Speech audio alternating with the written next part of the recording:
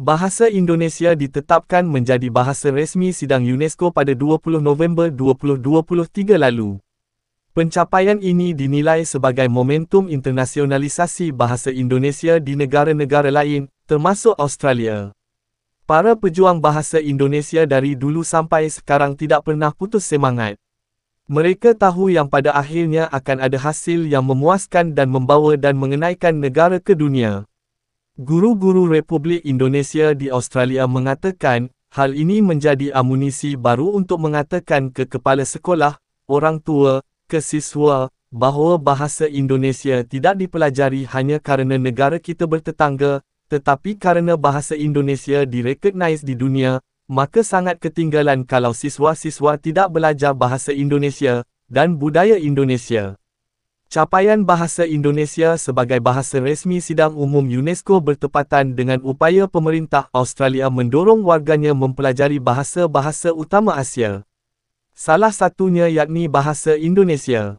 Masyarakat pecinta Indonesia, mereka yang pernah datang ke Indonesia, mereka yang pernah bertugas di Indonesia, itu adalah stakeholder yang bisa terus untuk sama-sama mempromosikan bahasa Indonesia.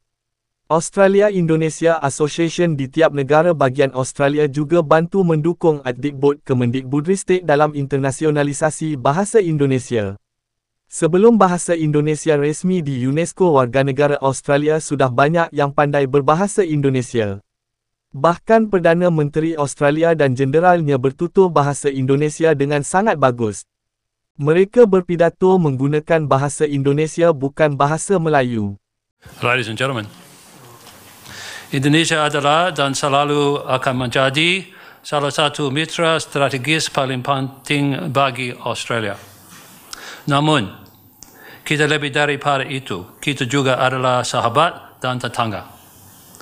Sebagai tetangga di tengah wilayah yang dinamis, kita merangkul berbagai kesempatan bersama-sama dan kita bekerja bersama untuk menghadapi segala tantangan yang dihadapi kedua negara. Kita sangat berterima kasih untuk bantuan Indonesia dalam menghadapi kebakaran hutan di Australia dengan pengiriman lebih dari 40 insinyur angkatan bersenjata untuk berkontribusi pada Operation Bushfire Assist. Pada saat kita memerlukan, negara anda membantu negara kami. Itulah tanda bagi sebuah persahabatan yang sejati. Keberhasilan yang kita raih bersama adalah penting. Dan kami sepenuhnya mengakui pentingnya Indonesia sebagai demokrasi terbesar ketiga di dunia, bangsa dengan penduduk terbesar ketiga di dunia, dan rumah bagi penduduk Muslim terbesar di dunia. Assalamualaikum warahmatullahi wabarakatuh. Kepada bapak-bapak, ibu-ibu yang terhormat, anggota Ikatan Pertahanan Indonesia Australia yang saya banggakan. Saya Brigjen Justin Rookie, Atase Pertahanan Australia untuk Indonesia.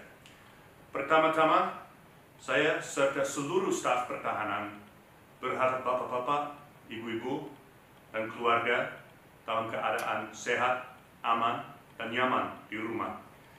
Atas nama seluruh staf pertahanan Australia dan keluarga besar IKAHAN, saya mengucapkan kepada seluruh teman dan sahabat Muslim, baik di Indonesia maupun di Australia, perayaan yang aman, bahagia, dan menyenangkan pada hari suci yang istimewa ini. Selamat Hari Raya Idul Fitri. Mohon maaf lahir dan batin. Terima kasih. Wassalamualaikum warahmatullahi wabarakatuh. Ialah jurang di antara bahasa Melayu, bahasa Indonesia. Kenapa? Bahasa di sini, di Malaysia, bahasa Indonesia. Oh, ini bahasa Indonesia, kita tak gunakan. Dan ini di Jakarta, oh ini bahasa Melayu, kita gunakan. Bagi saya, dan selalu kita katakan, oh bahasa Melayu Indonesia merangkumi 300 lebih juta manusia. Tapi dari segi bahasa harus dikumpulkan, bukan diasingkan. Jadi kalau ada perkataan Melayu Indonesia yang datang, yang muncul dalam bahasa Melayu, kita harus terima.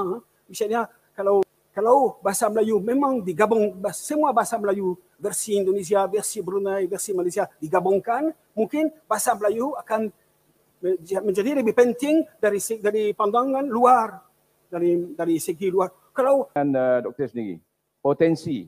ya, potensi memang banyak. Tahun ini menandai peringatan 70 tahun hubungan diplomatik antara Australia dan Indonesia. Kesahabatan yang sangat baik untuk menunjukkan beberapa hubungan penting antara kedua negara. Ketertarikan saya terhadap Indonesia dimulai pada 1974 ketika saya berpartisipasi dalam pertukaran kadet pertama antara Royal Military College Duntrun dan Akademi Militer Indonesia, saat itu dikenal sebagai Akabri. Waktu dan pengalaman saya di Indonesia sangat mengesankan. Semoga bahasa Indonesia terus terbang tinggi di antara bahasa yang lain. Terima kasih telah mengikuti dan menonton video ini.